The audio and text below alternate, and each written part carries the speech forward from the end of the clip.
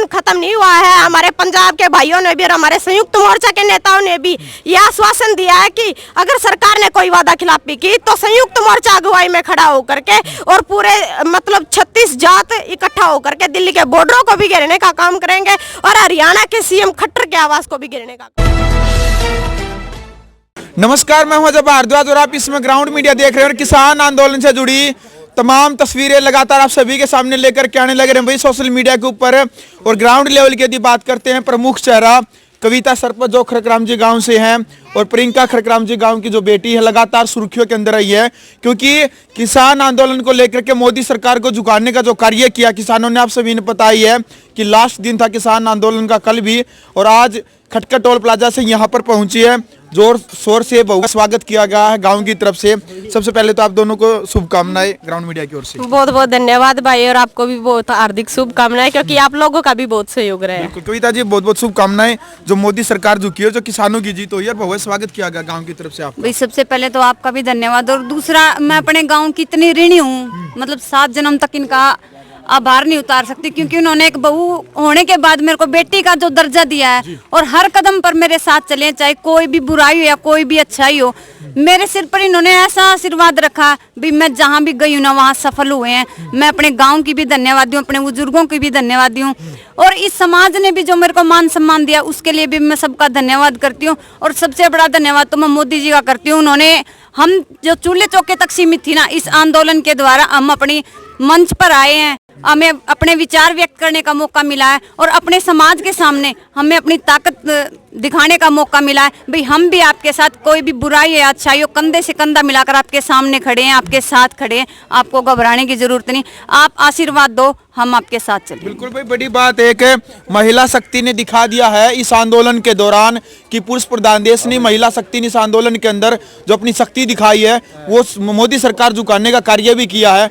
तो प्रियंका, क्या कहना चाहेंगे? मोदी सरकार झुकी है, काफी प्रयास किया, केस तक दर्ज हुए, किसानों के ऊपर लाठीचार्ज तक हुआ, आंसू गैस के गोले तक दागे गए, बहुत सारे किसानों की शहादत हुई है, नमन करते हैं उनको भी। क्या कहना चाहेंगे आप? नहीं देखो, 1 साल से हम बैठे थे, अगर मोदी सरकार को झुकना होता तो वो 1 साल पहले झुकती, क्योंकि अब तो हमने 1 साल में हमारे 750 भाई भी खो दिए और लाठियां भी सही और मुकदमे भी सही है। क्योंकि यहाँ पर आपने देहाती समाज में बोला करे ना कि अनमैरिड बेटियां पर भी 302 के मुकदमे इस घटिया सरकार ने लगाए हैं। लेकिन मैं कहना चाहती हूँ फिर भी अभी तो हमारी सारी मांगे इसने मान लिया, लेकिन हमारी एक MSP की गारंटी जो है उस पर 3 महीने के लिए जो कमेटी गठित की गई है उसको 3 महीने का टाइम दिया गया है। लेकिन हम मोदी सरकार से कहना चाहते हैं, अगर आपने कोई वादा खिलाफी करने की कोशिश की तो दोबारा से इसे 4 गुना ताकत के अंदर हमारा पूरा ये 36 जात का भाईचारा एक होकर के दोबारा से दिल्ली के बॉर्डर को घेरने का काम करेगा और हरियाणा के सीएम के आवास को घेरने का काम करेगा। जी भाई, कई लोगों के मन में संशय बना हुआ है कि आंदोलन बिल्कुल ही खत्म हो गया है, फिर स्थगित हुआ है।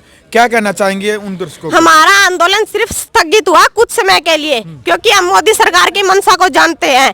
2016 के अंदर भी यही मुख्यमंत्री थे और यही प्रधानमंत्री थे जिन्होंने जाट आरक्षण के टाइम हमारे, क्योंकि उन्होंने लिखित में भी दे दिया था, फिर भी हमारे भाइयों को जेल के अंदर ठूसा गया। आज 20-20 साल के हमारे भाई आजीवन कारावास के अंदर है। हम इस सरकार की, घटिया सरकार की मंशा को जानते हैं, इसीलिए हमने सिर्फ अपना आंदोलन स्थगित किया है, क्योंकि इसने लिखित में दिया इस पर विश्वास करके। लेकिन हमारा आंदोलन खत्म नहीं हुआ है। हमारे पंजाब के भाइयों ने भी और हमारे संयुक्त मोर्चा के नेताओं ने भी यह आश्वासन दिया है कि अगर सरकार ने कोई वादा खिलाफी की तो संयुक्त मोर्चा अगुवाई में खड़ा होकर के और पूरे मतलब 36 जात इकट्ठा होकर के दिल्ली के बॉर्डरों को भी घेरने का काम करेंगे और हरियाणा के सीएम खट्टर के आवास को भी घेरने का काम करेंगे। कविता जी, अभी कई लोगों को संशय बना हुआ, कमेंट भी करते हैं, अब क्या करेंगे आगे? अब किसकी लड़ाई लड़ेंगे आप आगे?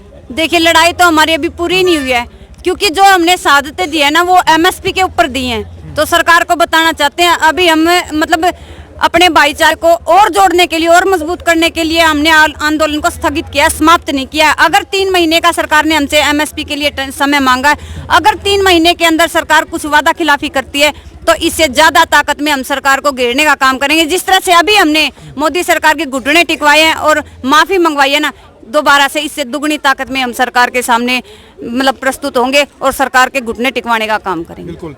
प्रियंका जी, कल की एक वीडियो वायरल काफी आपकी हो रही है, खटका टोल प्लाजा से आप काफी भावुक हुई थी, वो क्या रहा इतनी खुशी, इतनी या फिर बिछड़ने का गम किसानों से? बिल्कुल है भाई। देखो एक तो सरकार ने 1 साल से हमारा, मैं ये धन्यवाद करूंगी कि कम से कम हमारा जो हरियाणा और पंजाब का भाईचारा बिछड़ा था, कम से कम हमारा वो भाईचारा तो एक हो गया। और लगातार 1 साल से मैं अपने बुजुर्गों के बीच में बैठी थी, जिन्होंने मेरे को यह पगड़ी पहना रखी है, जिन्होंने मेरे को एक बेटी होने के बावजूद एक बेटा होने का दर्जा दिया और हर मोर्चे पर मेरे को बराबर में खड़ा किया।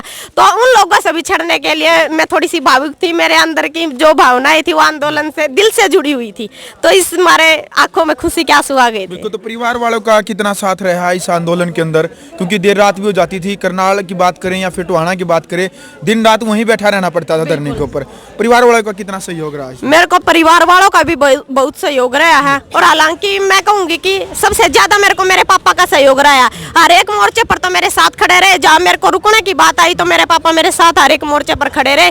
और दूसरी बात, मेरे को आज आपने देख भी लिया होगा, मेरे गाँव वालों को मैं बहुत बहुत धन्यवाद करती हूँ, मेरे चाचा ताऊओं का भी और मेरे युवा भाइयों का भी, जिन्होंने मैंने 1 साल से आंदोलन में इतनी मेहनत की और हमारे भाइयों ने मेरा इतना भव्य स्वागत किया। तो मैं बहुत बहुत धन्यवाद करती हूँ, इस गांव की बहुत बहुत आभारी हूँ मैं। बिल्कुल। चलो लास्ट में उन बेटियों को क्या संदेश देना चाहेंगे आप, जो बेटियां आज भी बाहर नहीं निकल पाती, अपने जो खुद के फैसले हैं न्याय प्रक्रिया के दौरान वो नहीं ले पाती, आज वो डरी हुई सहमी हुई है? मैं सभी बेटियों को यही कहना चाहती हूँ, हालांकि आंदोलन से पहले मैं भी एक ऐसी बेटी थी जो सिर्फ घर से स्कूल और स्कूल से घर और सिर्फ कॉलेज से घर, बस इतना ही रहती थी। लेकिन जब से मैंने भी एक दिन मेरे मन में बात आई कि क्यों ना तूने भी जाकर देखना चाहिए कि तुम्हारे 70 साल के बुजुर्ग बॉर्डरों पर बैठे हैं, क्यों ना तुमको भी एक बार जा करके देखना चाहिए। और उधर जा करके मैंने देखा कि हमारे 80 साल के बुढ़ा पर लाठियां चलाई जा रही है, तो क्यों ना एक बेटी को भी आगे आना चाहिए, क्योंकि हम भी समाज की बेटियां हैं। क्योंकि बेटे ही सिर्फ ये नहीं है कि बेटे को ही आगे ले जाया जा सकता है, हम भी उसी माँ बाप का खून है और बेटे भी उसी माँ बाप का खून है। तो मेरे को लगा कि क्यों ना मुझे मेरे बुजुर्गों की आवाज उठानी चाहिए। और एक मतलब सबसे अलग बात यह है कि मैंने जिंदगी में कभी भी माइक उठा करके नहीं देखा था, माइक उठाया तो सिर्फ मैंने अपने बुजुर्गों की आवाज उठाई है माइक उठा करके। जी भाई, बिल्कुल एक बड़ी बात है भाई, जिस बेटी ने कभी किसी मंच पर बोला नहीं था, माइक नहीं लिया था, उसने आज पूरे हरियाणा पूरे देश के अंदर किसान आंदोलन को लेकर के युवा नेत्री यानी किसान नेता के तौर पर एक अलग पहचान बनाई और किसानों की जो लड़ाई लड़ी है वो आपके सामने कि मोदी सरकार ने झुकने का कार्य किया। कविता सरपंच, लास्ट में क्या आप सरपंच होने के नाते, एक बेटी होने के नाते पूरे देश को क्या संदेश देना चाहेंगे बेटियों के नाम? देखिए, मैं अपनी बेटियों को यही संदेश देना चाहती हूँ, अपनी बहनों को यही संदेश देना चाहती हूँ, अपने आत्मसम्मान को बनाए रखने के लिए आप अपने अंदर से मजबूत हो, क्योंकि जब हम मजबूत होंगे हमारा परिवार तभी साथ दे सकेगा। परिवार तो हमें आगे बढ़ाने की सोचता है और हमारा मन उस बात को मान नहीं रहा है, तो हम खुद पीछे जाते हैं। मेरा तो अपनी समाज की सभी बेटियों से यही अपील है, अपने आप को मजबूत करो और अपने माँ बाप की इज्जत के लिए अपने आप को इतनी अच्छी तरह से शिक्षित करो ताकि आगे आने वाले समाज में इस दहेज प्रथा की बुराई को खत्म करके सिर्फ शिक्षा के बारे में लोग सोचें, ये बोले हमें सिर्फ पढ़ी लिखी बहू चाहिए, हमें दहेज की कोई आवश्यकता नहीं है। चलो भाई, वीडियो आपने देख लिया। तो ये थे हमारे साथ कविता सरपंच जो खरकराम जी गांव की सरपंच है, और प्रियंका खरकराम जी जो खरकराम जी गांव की बेटी है। किसान आंदोलन को लेकर के सोशल मीडिया के ऊपर भी और ग्राउंड लेवल के ऊपर भी काफी प्रमुख चेहरे रहे हैं। अब कमेंट बॉक्स में आपने अपनी राय रखनी है किसान आंदोलन को लेकर के, जो मोदी सरकार जो की है, अब आगे की किस प्रकार की रणनीति होनी चाहिए, क्या करना चाहिए, इन्होंने जिन्होंने किसानों के लिए लड़ाई लड़ी है, अब आगे इनका क्या फैसला होना चाहिए। कमेंट बॉक्स में आप अपनी राय रखें, ग्राउंड मीडिया की वीडियो को शेयर करें, चैनल यदि सब्सक्राइब नहीं किया चैनल को सब्सक्राइब करें। ग्राउंड मीडिया के लिए खरकराम जी से अपने कैमरा से गिंजा के साथ मैं जब भारद्वाज। भाई ये मेरे मामा है गांव खरकराम जी से, विजेंद्र उर्फ मीना। इन्होंने कोरोना काल में ना गांव का बहुत सहयोग किया, गांव का नहीं मतलब हमारे गुआंढों तक का बहुत सहयोग किया है। कोरोना काल में लोग जींद जाने के लिए डरते थे मेडिकलों में, क्योंकि वहां से सिर्फ लाशें वापस आती थी।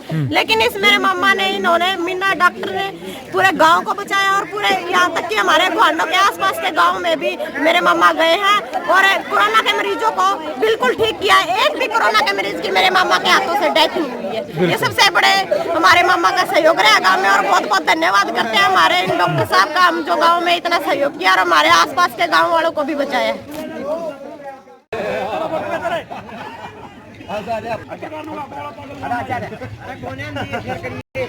ताऊ प्राव ये लो ऊपर लिखा ले नून लिखा है मार नहीं जो हो गया जी, हो गया हो गया।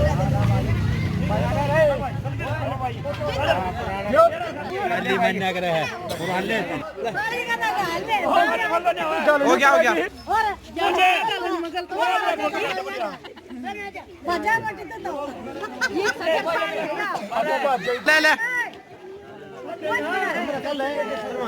आजा भाई सारे फोटो आने चाहिए। एक मिनट फोटो कर जा। संजय करो। संजय को बुला संजय तो करवा दे हमारे